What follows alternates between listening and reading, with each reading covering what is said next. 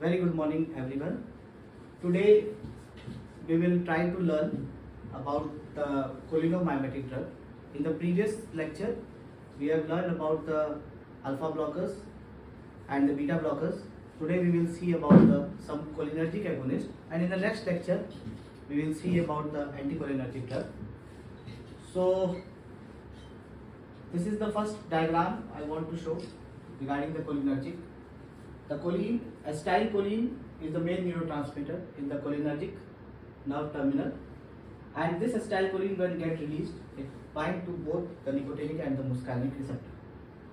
The degradation of this acetylcholine is with the help of acetylcholinesterase. This is the enzyme, and again choline will get reuptake, and again this cycle will go through. So we will further see what are the various nicotinic, what are the various muscarinic. We will see today. We will see all these things and what are the various cholinergic drugs, how they are useful, when they are useful. That we will also see. So this was the first thing, that nervous system can be divided into central and the peripheral part. In the central we have the brain and the spinal cord, and in the peripheral we have the skeletal muscles, somatic supply to the somatic, and the autonomic. Why the term autonomic? Because it like in the autonomy means the things are going on without any effort, so automatically things are going on because when you are like in your heart, you cannot control your heart rate, so it's automatically controlling. But the controlling system is with the nerve, parasympathetic and the sympathetic nervous system. These are the two systems which are controlling the things autonomically in our body. In the neurotransmitter, for the cholinergic, we have the acetylcholine as a single neurotransmitter, and if there is adrenergic nerve, then we have the neurotransmitter noradrenaline, adrenaline, and dopamine. These are the endogenous catecholamines what we have. In the adrenergic nerve terminal, if there is adrenergic nerve terminal, then these catecholamines will flow, and if there is a cholinergic nerve, then this catecholamine, acetylcholine will flow. But there is one condition, there is some exception also in which there is the adrenergic nerve, but the neurotransmitter is the acetylcholine. That also we will see. Coming to the receptor, first for anything the receptor is very important in pharmacology. The receptor, we will discuss today the cholinergic receptors. Basically, the cholinergic receptor in the first diagram we have seen the two receptors was there.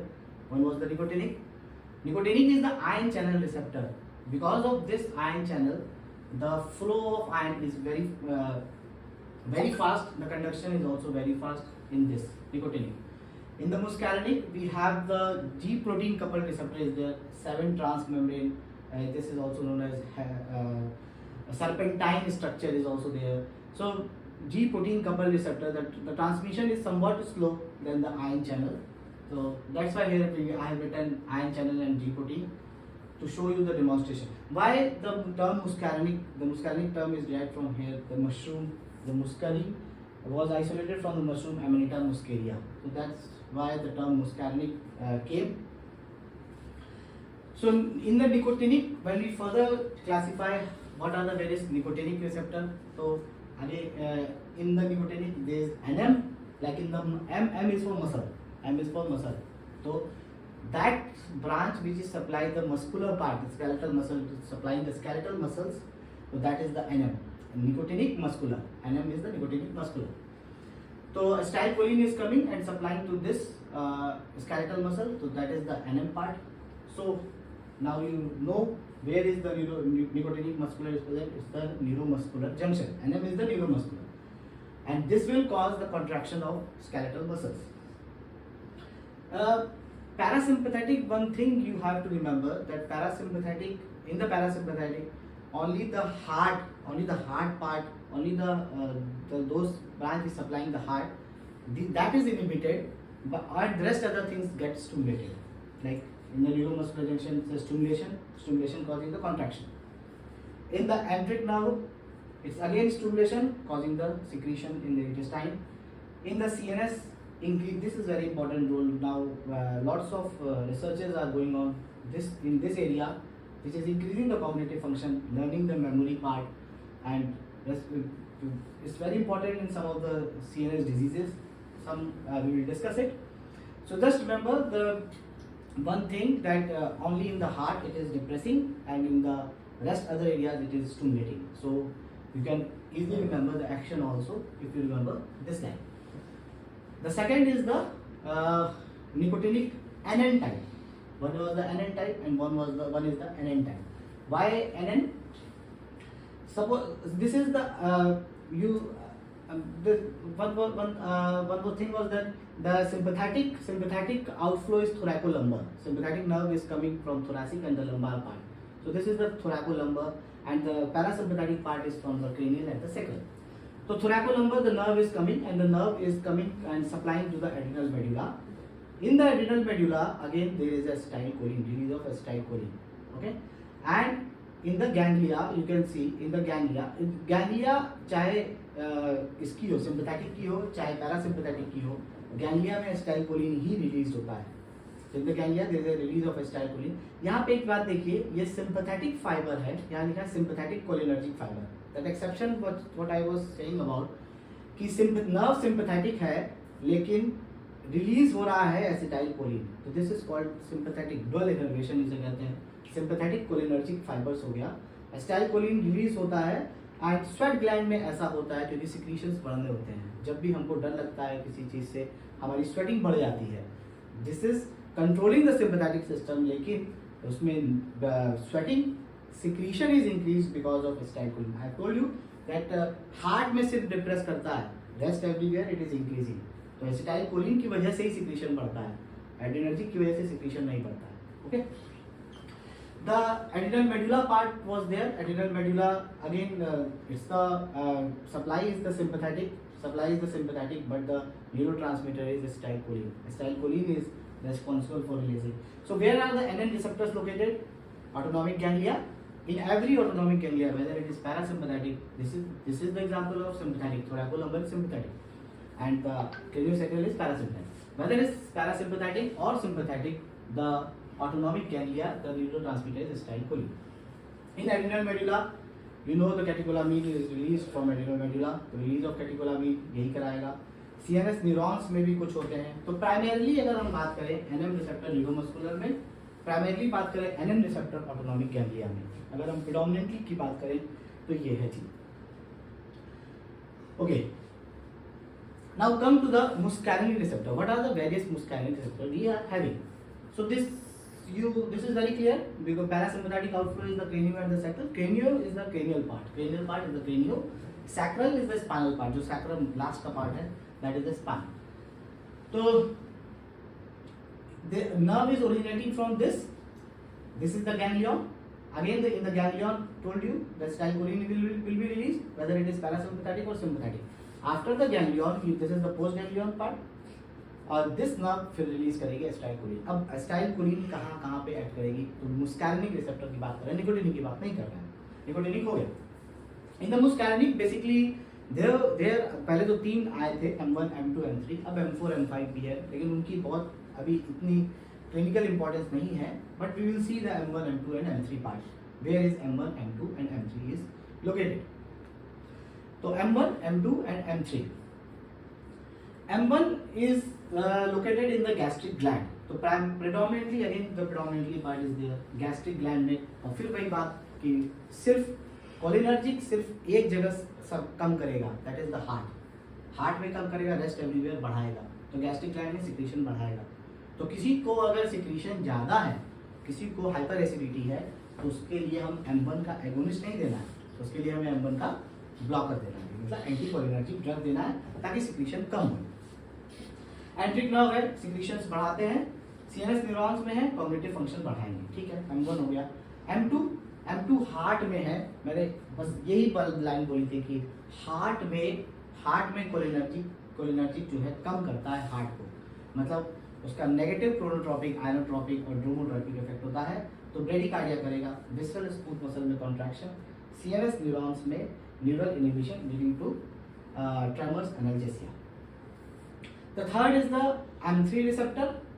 अच्छा, इनको याद करने का एक बहुत अच्छा तरीका था कि पहले खाओ पियो फिर दिल लगाओ करके था। तो gastric gland in the pet stomach and heart in the M2। तो M1 में हार्ट एंड M1 में गैस्ट्रिक ग्लैंड, M2 में हार्ट। M3 जो भी और समझ में आता है, जो भी और रिसेप्टर जहाँ होते हैं वो M3 होते हैं, लेकिन बहुत इंपॉर्टेंट है विसरल स्मूथ मसल्स। फिर से वही बात आ गई कि सब जगह हार्ट में, बस हार्ट में कम करता है, बाकी सब जगह बढ़ाता है। अगर ब्लैडर में होगा M3, अगर M3 का एगोनिस्ट हमने दे दिया तो ब्लैडर का कॉन्ट्रैक्शंस बढ़ जाएगा, ब्लैडर का कॉन्ट्रैक्शंस बढ़ जाएगा, ब्लैडर कॉन्ट्रैक्शंस बढ़ जाएगा। तो किस कंडीशन में हम दे सकते हैं इस M3 का एगोनिस्ट? M3 का एगोनिस्ट हम दे सकते हैं जब हमको पोस्ट ऑपरेटिव कोई यूरिनरी रिटेंशन होता है, कोई अगर पेशेंट को यूरिनरी रिटेंशन है किसी भी कारण से, यूरिन के आउटफ्लो को बढ़ाना है, तो हम इसका कॉन्ट्रैक्शंस करा सकते हैं, तो we can give the M3 agonist. तो वैसे ही M3 का ब्लॉकर किस कंडीशन में दे सकते हैं? ओवर एक्टिव ब्लैडर में दे सकते हैं, क्योंकि ब्लैडर की एक्टिविटी ज़्यादा है, हमें उसकी एक्टिविटी कम करना है। तो अगर हम इसका ब्लॉकर दे देंगे तो ब्लैडर की कॉन्ट्रैक्टिविटी कम हो जाएगी। आइज में कॉन्ट्रैक्शंस करेगा, कॉन्ट्रैक्शंस का मतलब है कि मियोसिस करता है, M3 मियोसिस कराएगा। ठीक है भाई, अगर एक लाइन याद है, हार्ट में कम करता है बाकी सब जगह बढ़ाता है, तो M3 आई में भी कॉन्ट्रैक्शंस कराएगा। कॉन्ट्रैक्शन का मतलब पिपल का कॉन्ट्रैक्शन, पिपल का कॉन्ट्रैक्शन मतलब मियोसिस। ब्लड वेसल में ये अलग है थोड़ा सा रोल इसका, क्योंकि ब्लड वेसल में कभी भी एसिटाइल कोलिन की वजह से एक्शन नहीं आता है। ब्लड वेसल में जो एक्शन आता है वो इसकी वजह से होता है, endothelial derived relaxing factor and nitric oxide. अगर ब्लड वेसल के एंडोथेलियम में डैमेज है तो ये रिलीज नहीं होगा और वैसोडाइलेटेशन नहीं होगा। तो वैसोडाइलेटेशन तभी ये करा पाता है क्योंकि EDRF एंड MO की वजह से ना।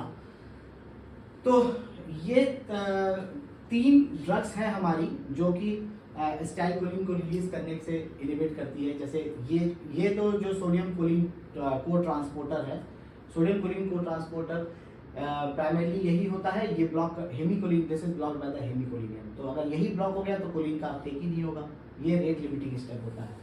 कोलिन के एसिटाइलकोलिन की सिंथेसिस में ये रेट लिमिटिंग स्टेप होता है।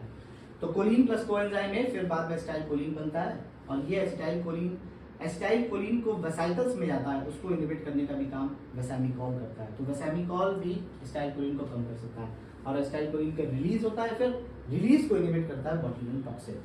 तो बोtulinum टॉक्सिन के इंजेक्शन आते हैं, बोटॉक्स करके इंजेक्शन आते हैं। एसिटाइलकोलिन अगर रिलीज नहीं होगा, तो कॉन्ट्रैक्शंस नहीं होंगे। तो वो for the beauty purpose botulinum Botox के इंजेक्शंस भी लगवाए जाते हैं। तो हम ये देख रहे थे कि किस तरह से हम क्लासिफाई कर सकते हैं दिस कोलिनर्जिक एगोनिस्ट के ड्रग्स। हमें अगर क्लासिफाई करना है तो किस तरह से कर सकते हैं? एक होता है डायरेक्टली एक्टिव। क्यों डायरेक्टली? क्योंकि it is directly acting on the receptor N और M, चाहे NN चाहे मस्कुलिनिक, दोनों पे किसी पे भी एक्ट करे तो डायरेक्टली एक्टिव। इनडायरेक्टली एक्टिंग भी एक होगा। इनडायरेक्टली एक्टिंग कैसे काम कर सकता है? ये जो है एसिटाइलकोलिन एस्ट्रेस, जो अगर हम इसको इनिबिट कर दें, इसके मेटाबॉलिज्म डायरेक्टली एक्टिंग में ये जो है एसिटाइलकोलिन एस्ट्रेस को अगर हम इनिबिट कर दें, इसको इनिबिट कर दें, तो ये मेटाबोलाइज नहीं होगा, ये मेटाबोलाइज नहीं होगा तो ये ज़्यादा रहेगा तो ज़्यादा एक्शन करेगा। तो एसिटाइलकोलिन की एक्टिविटी बढ़ गई। तो इसको इनिबिट करने के लिए हमारे पास ड्रग है जिसे इनडायरेक्टली एक्टिंग कहते हैं, क्योंकि इनडायरेक्टली वो एसिटाइलकोलिन को बढ़ा रहा है। ये तो डायरेक्टली एसिटाइलकोलिन की एक्टिविटी को प्रमोट कर रहा है, उसमें एसिटाइलकोलिन है, पाइलोकार्पिन है, मिथानिकॉल है, मेथाकोलिन है, कार्बोकॉल। तो थोड़ा बहुत इनके बारे में भी आप देखेंगे नेक्स्ट में। तो पहले हम समझते हैं डायरेक्टली एक्टिंग का यूजेस क्या क्या है, थेरेपेटिक यूजेस डायरेक्टली एक्टिंग का क्या है। तो एसिटाइलकोलिन को हम दे सकते हैं सिस्टमेटिक? नहीं दे सकते, क्योंकि एसिटाइलकोलिन यहाँ पे देखा आपने, एसिटाइलकोलिन मेटाबोलाइज किससे हो रहा है? एसिटाइलकोलिन एस्ट्रेस। यहाँ पे तो साइनाप्स में एसिटाइलकोलिन एस्ट्रेस है, लेकिन जो ब्लड वेसल है, एसिटाइलकोलिन जब आप दोगे तो ब्लड वेसल्स में भी एक कोलिनेस्ट्रेस होता है जिसे कहते हैं ब्यूटाइल कोलिनेस्ट्रेस, जिसे स्यूडो कोलिनेस्ट्रेस भी कहते हैं।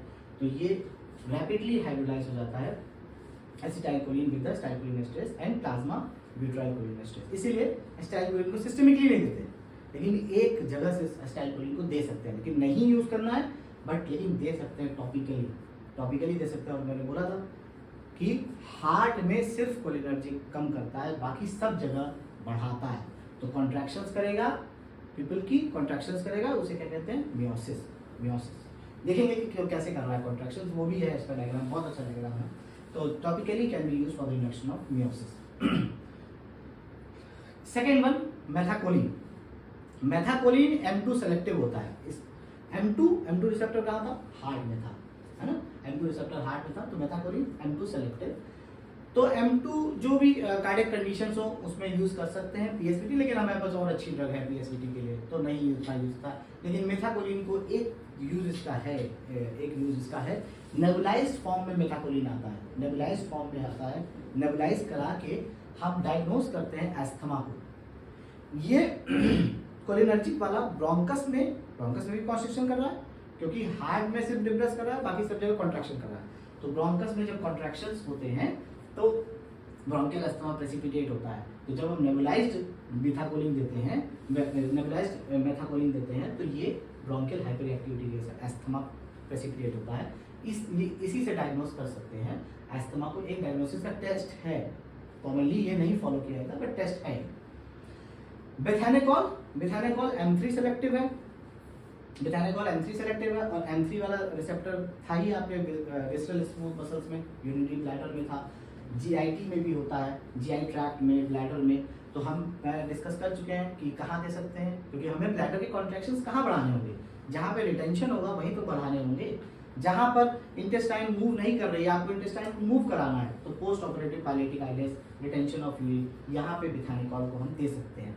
याद करने का तरीका एक सिंपल सा याद करने का तरीका उसके नाम पे ही है। M से अगर आपको मायोकार्डियम पता है तो M से मेथाकोलिन भी याद हो जाएगा, B से अगर ब्लैडर पता है तो B से मेथानेकॉल भी याद हो जाएगा। तो M फॉर मायोकार्डियम और मेथाकोलिन, B फॉर ब्लैडर और मेथानेकॉल। ये तरीका था किस तरह से ये डायरेक्टली एक्टिंग है, ये इनडायरेक्टली एक्टिंग है। अभी हम डायरेक्टली एक्टिंग का जो यूजेस है, थेरेपेटिक यूजेस है, वो पढ़ रहे हैं। पाइलोकार्पिन भी एक डायरेक्टली एक्टिंग है, ये पाइलोकार्पिन यहाँ से डिराइव होती है, इसीलिए डायग्राम लगाया गया है पाइलोकार्पस। तो पाइलोकार्पिन आई ड्रॉप के फॉर्म में, अगर आई ड्रॉप के फॉर्म में पाइलोकार्पिन है तो वो ग्लाउकोमा में देते हैं। मैंने बताया क्योंकि क्या कर रहा है स्टाइल, मतलब कोलिनर्जिक नर्व क्या कर रही है, कोलिनर्जिक नर्व मियोसिस कर रही है, कॉन्ट्रैक्शंस कर रही है। तो जब मियोसिस हो जाएगा, सर्कुलर मसल्स का कॉन्ट्रैक्शन होगा, पिपलरी कॉन्स्ट्रिक्शन हो जाएगा, मियोसिस हो जाएगा। मियोसिस की वजह से जो आइरिस और कॉर्निया के बीच में जो एंगल है, जहाँ से फ्लो करता है एक्वस ह्यूमर, वो एंगल बढ़ जाएगा। जब एंगल बढ़ जाएगा तो एक्वस ह्यूमर आराम से फ्लो हो जाएगा, और ग्लाउकोमा में जो इंक्रीज इंट्राओक्युलर प्रेशर है वो रिलीफ हो जाएगा। ठीक। दूसरा पाइलोकार्पिन का एक और यूज है, ओरल यूज है। एक तो हो गया जिसमें आई ड्रॉप है, और दूसरा है ओरल यूज। ओरल यूज में ओरल पाइलोकार्पिन देते हैं 5 to 10 milligram for dry mouth के लिए, लेकिन ड्राई या जॉगरन सिंड्रोम, ड्राई माउथ। लेकिन इससे अच्छी एक और है, सेवेमेलिन ओरल फॉर्म में आती है, जो ज़्यादा कॉमनली यूज होती है। एडवर्स इफेक्ट इसके कम होते हैं, इफेक्ट भी ज़्यादा अच्छा होता है इसका, और ओरल पाइलोकार्पिन के से छोड़ के। तो किस तरह से याद कर सकते हैं पाइलो, अगर आप लोग पाइल करके याद करोगे, जैसे कोई चीज़ को हम पाइल करते हैं, कंपाइल करते हैं कोई चीज़ को, तो हम एक साथ इकट्ठा करते हैं ना। तो पाइलो मतलब पाइल्स द आई, जो आई को पाइल करे मतलब मियोसिस करे, दैट इज द पाइलोकार्पिन। अच्छा ठीक है, तो पाइलोकार्पिन ऐसे याद हो जाएगा। अब ये वाला डायग्राम जो मैं दिखाना चाह रहा था, तो ये क्या है, आइरिस है। ये एक आइरिस है, आइरिस का है कट सेक्शन है आइरिस का। आइरिस में दो मसल होती है, सर्कुलर और रेडियल, ये दो मसल्स होती हैं। दोनों मसल्स के अलग अलग इनर्वेशंस हैं। ये भी याद करने का बहुत अच्छा तरीका है, अभी देख लेंगे उसको भी किस तरह से हम याद कर सकते हैं कि सर्कुलर मसल्स में कौन से रिसेप्टर है, रेडियल मसल में कौन से रिसेप्टर, वो भी याद हो जाएगा। तो सर्कुलर मसल सर्कल की तरह होती है, जैसे सर्कल है तो सर्कुलर है, सर्कल है क्योंकि ये पूरा, तो सर्कुलर मसल इसलिए है। अच्छा, जब ये मसल कॉन्ट्रैक्ट करेगी, सर्कुलर मसल जब कॉन्ट्रैक्ट करेगी तो पिपल का साइज छोटा होता जाएगा, है ना। सर्कुलर मसल्स कॉन्ट्रैक्ट करेगी, पिपल का साइज छोटा। रेडियल मसल अगर कॉन्ट्रैक्ट करेगी, ये रेडियल मसल है, तो अगर कोई चीज कॉन्ट्रैक्ट करेगी, खींचेगा, तो पिपल का साइज बढ़ जाएगा, है ना। रेडियल मसल कॉन्ट्रैक्ट करेगी तो पिपल का साइज बढ़ जाएगा। तो इसका मतलब कहने का मतलब क्या हो गया कि कोलिनर्जिक वाला जो होगा वो पिपलरी कॉन्स्ट्रिक्शन कर रहा है, मियोसिस करा रहा है, और जो एड्रेनर्जिक वाला है वो डायलेटेशन करा रहा है। तो कैसे, C for cholinergic, C for circular muscle, अगर ये याद हो गया, C से ही है, C for cholinergic, C for circular muscle. और एक और अगर ऐड करना तो हम और एक और ऐड कर सकते हैं, C for cholinergic, C for circular muscle, C for contraction, मतलब वो कॉन्ट्रैक्शन, वो भी कॉन्ट्रैक्शन कर रहा है, पिपल का कॉन्ट्रैक्शन करा रहा है, तो that is the miosis part. ये देखिए, ये एड्रेनर्जिक नर्व है, सिंपैथेटिक चेन है, sympathetic supply is thoracolumbar, sympathetic is thoracolumbar, sympathetic is thoracolumbar. यहाँ से नर्व आ रही है, नर्व जा रही है रेडियल, नर्व जा रही है रेडियल मसल्स में, जो आइरिस की रेडियल मसल्स है, रेडियल फाइबर्स है, वहाँ पे नर्व जा रही है। जब ये यहाँ पे ये स्टिमुलेट करेगी तो ये कॉन्ट्रैक्ट करेगा, अब ये कॉन्ट्रैक्ट करेगा तो क्या हो जाएगा, मिडियासिस हो जाएगा, स्टिमुलेशन में मिडियासिस हो जाएगा। ठीक है, सही बात है। ये है किसकी नर्व है, ये कोलिनर्जिक नर्व है। कोलिनर्जिक की सप्लाई क्रेनियोसैक्रल, क्रेनियल में नर्व्स कौन कौन सी हैं, क्रेनियल नर्व्स होती है ना, 12 pairs of cranial nerve. Cranial nerves में जो थर्ड जो क्रेनियोसैक्रल आउटफ्लो कोलिनर्जिक का होता है उसमें 3, 7, 9, 10 कैसे आते रहेंगे, 7, 3, 10 होता है और बीच में 9 होता है, तो 3, 7, 9 एंड 10 ये क्रेनियल आउटफ्लो होता है। Cranial nerve, third cranial nerve गई यहाँ पे और इसने सप्लाई करी सर्कुलर मसल्स को, और ये सर्कुलर मसल्स को कॉन्ट्रैक्ट कराए। जब सर्कुलर मसल कॉन्ट्रैक्ट हुई तो क्या हुआ, मियोसिस होना शुरू हुआ। क्यों, क्योंकि सर्कुलर मसल कॉन्ट्रैक्ट कर रही है, तो ये दबाएगा तो मियोसिस होगा। तो ये पार्ट याद कर लीजिए, सी फॉर कोलिनर्जिक। जिसको नहीं समझ में आ पाए तो उसको याद तो कर लीजिए, सी फॉर कोलिनर्जिक। सी अगर याद है, C for cholinergic, C for circular, C for contraction, C for constriction. ठीक है, अब ये बहुत सिंपल है, ऐसे समझेंगे समझ में आ जाएगा। और वैसे C for cholinergic, C for circular, C for contraction और C for constriction of pupil, सब सी से है, याद रहेगा तो बहुत अच्छा। अब जब एक हमेशा दोनों सिस्टम सिंपैथेटिक और पैरासिम्पैथेटिक अपोजिट डायरेक्शन में चलते हैं। अगर पैरासिम्पैथेटिक इज कॉजिंग कॉन्ट्रैक्शन और कंस्ट्रिक्शन तो सिंपैथेटिक विल कॉज डायलेटेशन, तो ये अलग अलग ही चलते हैं। ठीक है, तो इनडायरेक्टली एक्टिंग एसिटाइलकोलिन एस्ट्रेस इनहिबिटर पढ़ देते हैं। इनडायरेक्टली एक्टिंग क्यों है, क्योंकि वो एसिटाइलकोलिन एस्ट्रेस को इनहिबिट कर रहे हैं, that is why indirectly acting. उसमें दो है, एक रिवर्सिबल है और एक इरिवर्सिबल है। रिवर्सिबल में लिपिड सॉल्युबल और नॉन लिपिड सॉल्युबल है। इसकी इंपॉर्टेंस क्या है, इंपॉर्टेंस ये है, अगर ये लिपिड सॉल्युबल होगा तो ये ब्लड ब्रेन बैरियर को क्रॉस कर जाएगा बहुत आसानी से। क्यों जरूरी है हमको, हमारे पास कुछ ऐसी डिजीजेस हैं जहाँ पे हमें चाहिए कि ड्रग ब्लड ब्रेन बैरियर को क्रॉस कर जाए, कुछ अभी देखेंगे। कुछ ऐसी डिजीजेज हैं जहाँ हमें चाहिए कि ड्रग ब्लड ब्रेन बैरियर को क्रॉस ना कर पाए, तो that is the water soluble. Water soluble अगर याद हो गया आपको तो लिपिड सॉल्युबल भी याद हो जाएगा, क्योंकि यही कंफ्यूज करता है कि फाइसोस्टिग्मीन किसमें था, नियोस्टिग्मीन किसमें था। अगर न्यू करके याद करोगे, नियोस्टिग्मीन को न्यू करके याद करोगे तो neostigmine, edrophonium, these are the water soluble drugs, और लास्ट में पाइरिडोस्टिग्मीन है। तो न्यू करके अगर याद हो जाएगा तो neostigmine and edrophonium, these are the water soluble. Water soluble मतलब लिपिड इनसॉल्युबल, मतलब ये can not cross the blood brain barrier. तो कुछ डिजीजेज ऐसी हैं जिसमें हमें सिर्फ पेरिफेरल इफेक्ट चाहिए, we don't want central effect. अगर हमें सेंट्रल और पेरिफेरल दोनों इफेक्ट चाहिए तो ये वाली ड्रग देना पड़ेगा, lipid soluble group of drug के लिए देना पड़ेगा। ठीक है, तो इरिवर्सिबल में दो हैं, ऑर्गेनोफॉस्फेट और कार्बामेट। ऑर्गेनोफॉस्फेट में ये सारे हैं, पैराथियम, ये सब मैलाथियन, और ये मेनली पॉइजनिंग में आती है। पॉइजनिंग में इनका है, कार्बामेट्स में कार्बोनिल और प्रोपोक्सल। ओपी पॉइजनिंग भी देख लेंगे, बहुत इंपॉर्टेंट टॉपिक है ओपी पॉइजनिंग, ऑर्गेनोफॉस्फेट पॉइजनिंग। ठीक, डिफरेंसेस थोड़ा सा लिखा है, वही चीज लिखी है कि फाइसोस्टिग्मीन और नियोस्टिग्मीन। फाइसोस्टिग्मीन एक ग्रुप की है, लिपिड सॉल्युबल है, नियोस्टिग्मीन लिपिड इनसॉल्युबल है। जो लिपिड सॉल्युबल होगी, लिपिड है, लिपिड बाइलेयर को आराम से क्रॉस कर जाएगी, मतलब एब्जॉर्प्शन भी उसका आराम से होगा, ओरल एब्जॉर्प्शन भी अच्छा होगा, कॉर्निया को भी अच्छी पेनिट्रेट कर जाएगी। तो ग्लाउकोमा में अगर देना हो तो कौन सी ड्रग देंगे, फाइसोस्टिग्मीन देंगे, नियोस्टिग्मीन नहीं देंगे, क्योंकि ये कॉर्निया को पेनिट्रेट कर सकती है, लिपिड सॉल्युबल है इसलिए। ब्लड ब्रेन बैरियर को क्रॉस कर जाएगी, इजीली क्रॉस कर जाएगी, तो क्योंकि लिपिड सॉल्युबल है इसलिए सब ये सब काम कर रहा है। ऐसे ये लिपिड इनसॉल्युबल है इसलिए ये नहीं कुछ कर पा रहे हैं। तो ग्लाउकोमा हो गया, जैसे एक कंडीशन, आई की कंडीशन है, आपको ये तो नहीं चाहिए कि वो ब्रेन में चली जाए, जाना भी हम तो एडवर्स इफेक्ट लाएंगे, तो इसीलिए ग्लाउकोमा में फाइसोस्टिग्मीन ड्रग है, लेकिन नियोस्टिग्मीन नहीं देते ग्लाउकोमा में। बेलाडोना पॉइजनिंग या atropine poisoning, atropine actually drive होता है एट्रोपा बेलाडोना से, एट्रोपा बेलाडोना से ड्राइव होता है। नेक्स्ट लेक्चर में एट्रोपिन पॉइजनिंग का भी देखेंगे, लेकिन एट्रोपिन का ड्राइव होता है एट्रोपा बेलाडोना से, इसीलिए इसका नाम है बेलाडोना पॉइजनिंग, इसीलिए इसको बेलाडोना पॉइजनिंग भी कहते हैं। तो ये भी कभी कभी लोग कंफ्यूज हो जाते हैं कि अगर बेलाडोना पॉइजनिंग क्वेश्चन आ जाए एग्जाम में तो बेलाडोना पॉइजनिंग में क्या लिखना है, एट्रोपिन तो चलो ठीक है, बेलाडोना पॉइजनिंग में क्या लिखना है, तो belladonna is the drive, atropine is drive from Atropa belladonna. क्यों इसमें हम लिपिड सॉल्युबल दे रहे हैं, क्योंकि एट्रोपिन कहीं भी जा सकती है, एट्रोपिन कहीं भी जा सकती है, आपके सीएनएस इफेक्ट भी आएगा, पेरिफेरल इफेक्ट भी आएगा, और इसीलिए इसको हमें रोकने के लिए ऐसी ड्रग देनी पड़ेगी जो कहीं आराम से क्रॉस कर जाए ब्लड ब्रेन बैरियर को। That's why physostigmine. Myasthenia gravis autoimmune disease है, पेरिफेरल की है, न्यूरोमस्कुलर की डिजीज है। अभी देख लेते हैं माइस्थीनिया ग्रेविस में क्या होता है। इसीलिए हम पेरिफेरल में सिर्फ नियोस्टिग्मीन और पाइडोस्टिग्मीन दे रहे हैं, हम ये नहीं दे रहे फाइसोस्टिग्मीन, क्योंकि हमें सिर्फ पेरिफेरी में इफेक्ट चाहिए। न्यूरोमस्कुलर ब्लॉकर अगेन पेरिफेरल का, तो हमें इसीलिए नियोस्टिग्मीन और पाइडोस्टिग्मीन दे रहे हैं। ठीक है, चलिए नेक्स्ट। ऑप्थेल्मिक यूज कौन सी यूज करेंगे? इनडायरेक्टली एक्टिंग ABT फाइसोस्टिग्मीन, जो कि लिपिड सॉल्युबल थी ना, लिपिड सॉल्युबल फाइसोस्टिग्मीन लिपिड सॉल्युबल थी, नैरो एंगल ग्लाउकोमा में दे सकते हैं। कैसे काम करेगी? अगेन वही construction of the people, meiosis होगा तो रेडियोकॉर्नियल एंगल बढ़ेगा, कॉर्नियल एंगल बढ़ेगा तो वाटर आउटफ्लो एक्वस ह्यूमर का बढ़ेगा। एक और जगह यूज कर सकते हैं कि meiotic along with mydriatic, meiotic और मिड्रियाटिक दोनों एक्शन मिड्रियाटिक्स के साथ अगर कंबाइन कर देंगे तो जो साइनिकिया जो एडेशंस बन जाते हैं उनको तोड़ने में काम आता है, क्योंकि बार बार मियोसिस मिड्रियासिस होता रहता है, उसके कारण एडेशंस टूट जाते हैं। That is the used along with mydriatic in case of साइनिकिया।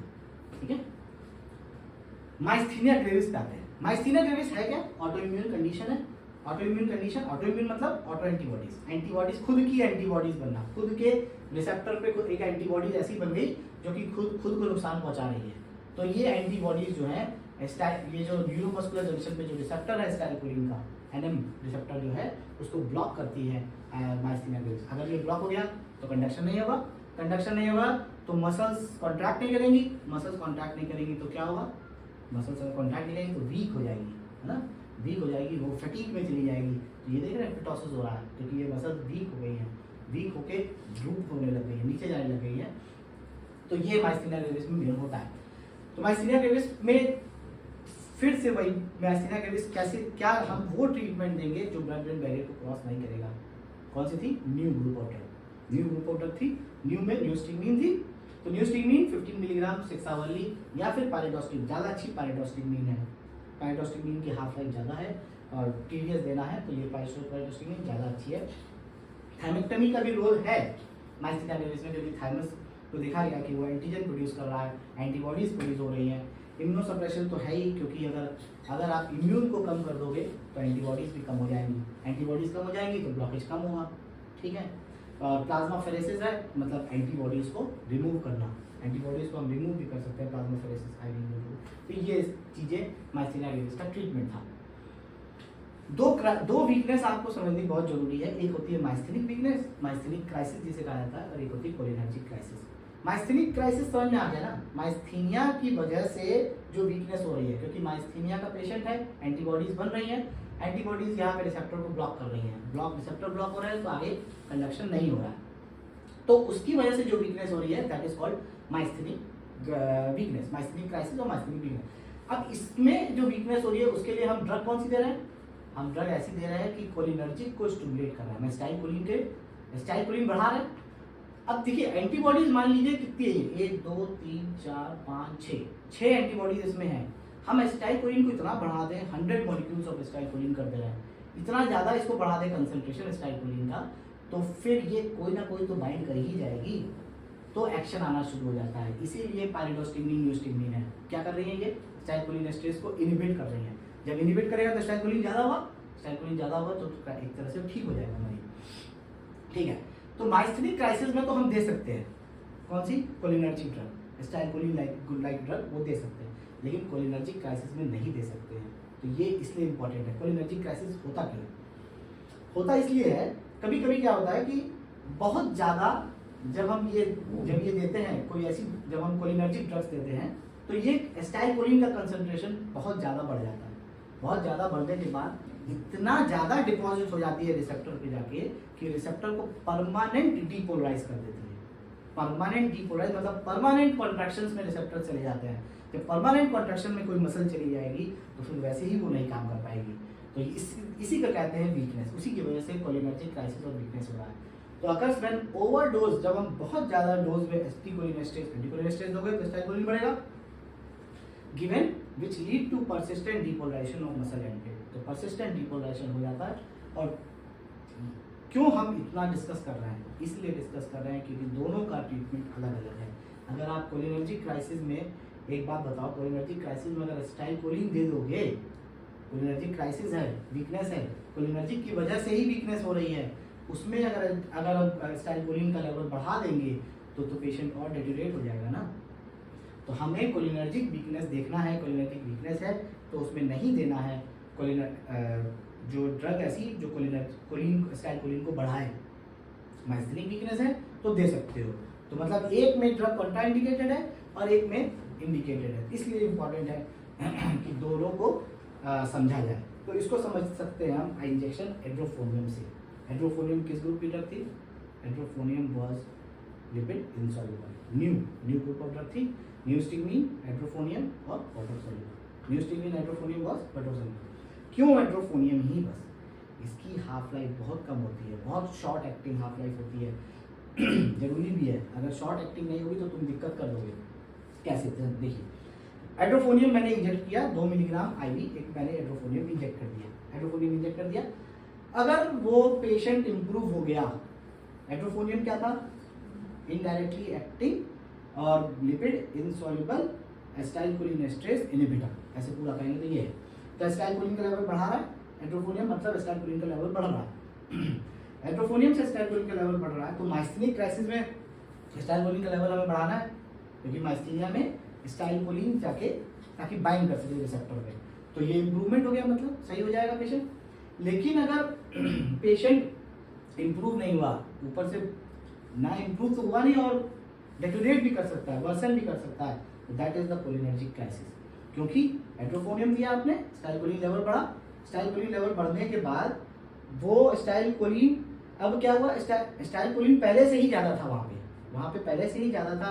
Muscles end plate में परसिस्टेंट डीपोलराइजेशन था, मसल एंड प्लेट में। तुम और एसिटाइलकोलिन के लेवल को बढ़ा के उसको और डीपोलराइज करा दे रहे हो, तो वो और ज़्यादा वो फैटिग में चली जाएगी muscle. This is the important thing. इसीलिए माइस्थेनिक क्राइसिस में हम कहते हैं कि we can give the cholinergic agonist drug, but in the cholinergic crisis we cannot give the।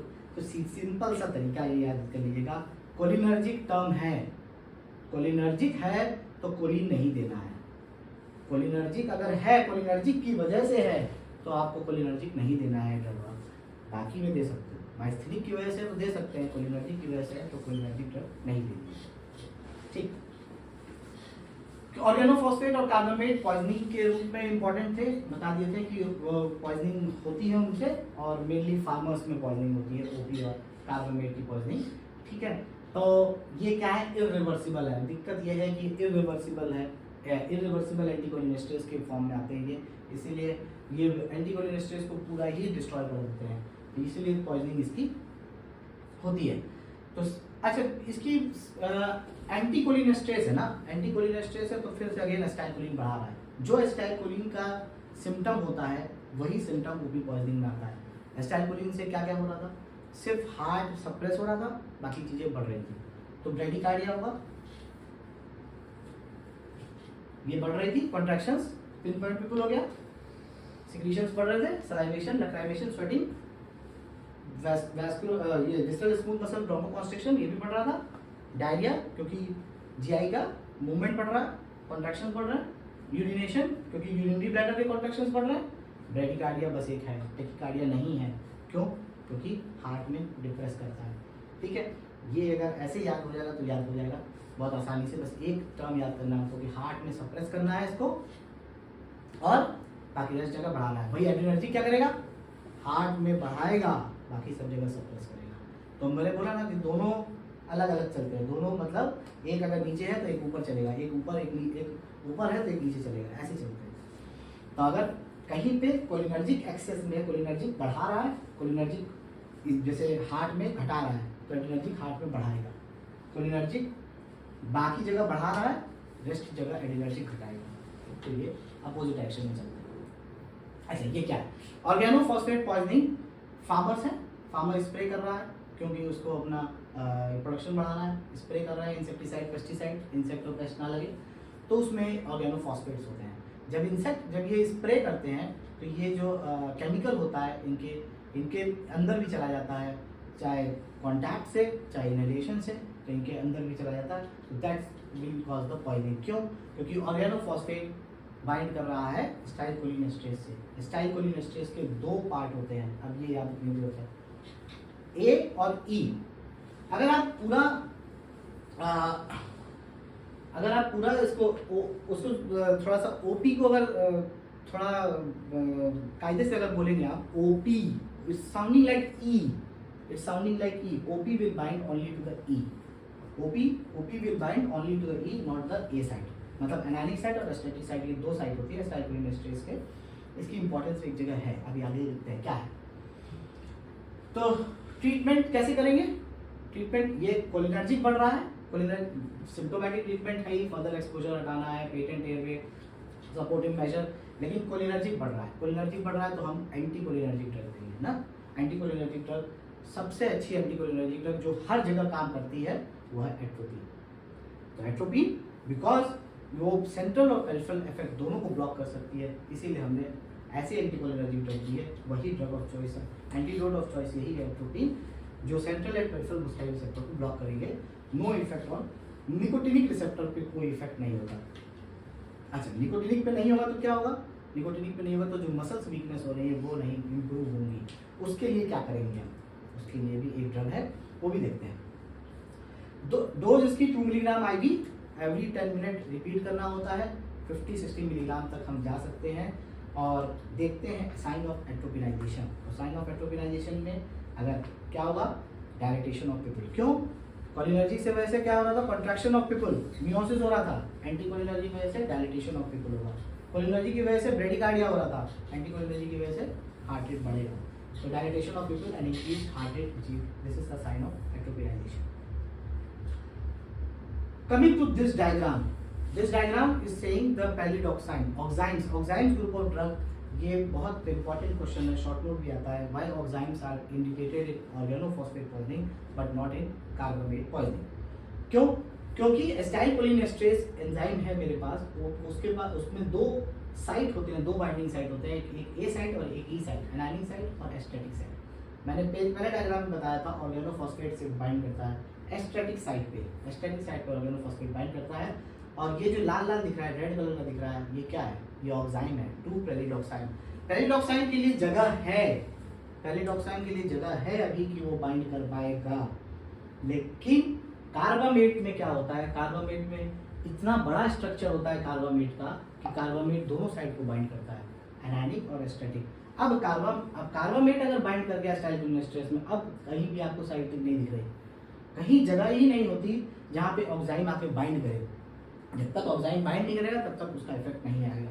तो ये पैलिडॉक्साइम यहाँ पे बाइंड नहीं कर पाता, इसीलिए कार्बामेट पॉइजनिंग में ऑक्साइम्स नहीं दिया जाता है। और ऑक्साइम्स का रोल किसमें है? ओपी पॉइजनिंग में है, क्योंकि आराम से यहाँ पे एक साइट है जहाँ पे बाइंड कर देता है। बस लास्ट स्लाइड है कि कैसे याद करें कि what are the various uses of indirectly acting cholinomimetic. अब बहुत सारे यूजेस हमने पढ़ लिए। डायरेक्टली एक्टिंग तो दो चार ही थे, इनडायरेक्टली एक्टिंग का मेन है। तो इनडायरेक्टली एक्टिंग को कैसे याद कर सकते हैं? प्रिवेंट डीजनरेशन ऑफ मसल, ऐसे करके याद करिए। प्रिवेंट में कौन से पी से टर्म है?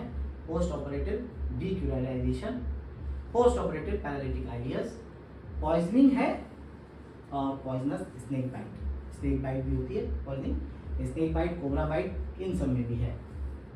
तो prevent post operative decurarisation, post operative paralytic ileus, poisoning, poisonous snake bite, ये चार हो गए प्रिवेंट से।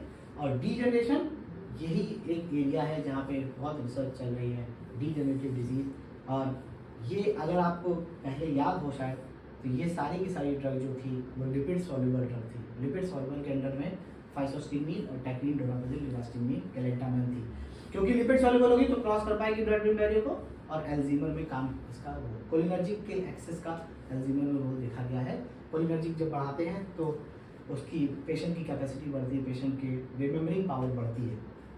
तो डीजनरेटिव डिसीजेज में लाइक एल्जीमर डिजीज में भी इसका रोल है। मसल्स में क्या हो सकता है? न्यूरोमस्कुलर जंक्शन, कौन सा था? माइस्थीनिया ग्रेविस, माइस्थीनिया ग्रेविस का neuromuscular junction, myasthenia, M for muscle, M for myasthenia gravis. तो नियोस्टिग्मीन या फिर पैलिडोस्टिग्मीन जो लिपिड इनसॉल्युबल हो, जो वाटर सॉल्युबल हो, neostigmine hydrophonium, and these are the water soluble drug. New PC pyridostigmine. और meiosis कराना हो, मियोसिस किस में चाहिए होता है? ग्लाकोमा में मियोसिस होगी तो पिप्पल का कंस्ट्रक्शन होगा, इरिडोकॉर्नियल एंगल बढ़ेगा तो एकोसिमा का ड्रेनेज आसानी से होगा. So that is the physostigmine used for diabetic glaucoma. So this was the thing with the cholinergic drug. This was the only thing with the parasympathomimetic drugs, cholinergic drug. In the next video we will see about the parasympatholytic drugs, and thank you very much.